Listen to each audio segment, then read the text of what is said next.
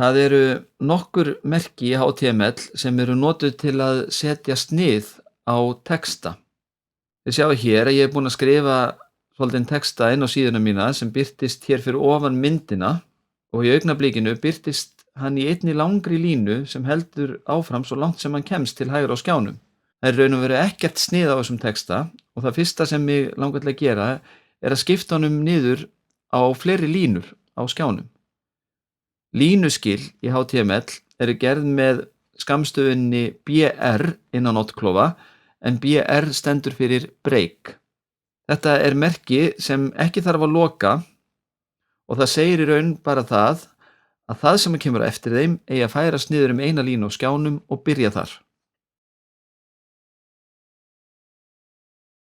Ef maður vill leggja áherslu á það sem maður er að segja í textanum, þá getur maður sett inn áherslu með því annarkvort að skáletra eða feitletra. Mig langar til að leggja áherslu á það að þessi mynd var tekin sumarið 2014 og til þess að gera það set ég þann texta innan EM-merkja en EM stendur fyrir emphasis eða áherslu á íslensku.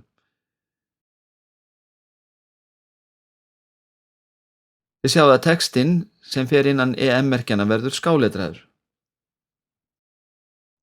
Mig langar líka til að leggja sérstaka áherslu á það að fjölskyldan sé að ganga á Þingvöllum og það ætla ég að gera með strong-merkjum en það sem er innan þeirra verður feitletrað eins og þið sjáið hér.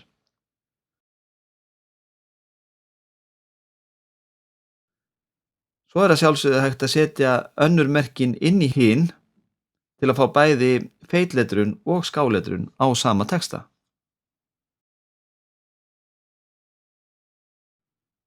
Nú skuluð þið nýta ykkur þetta til þess að setja eitthvað snið á textan á síðunni ykkar.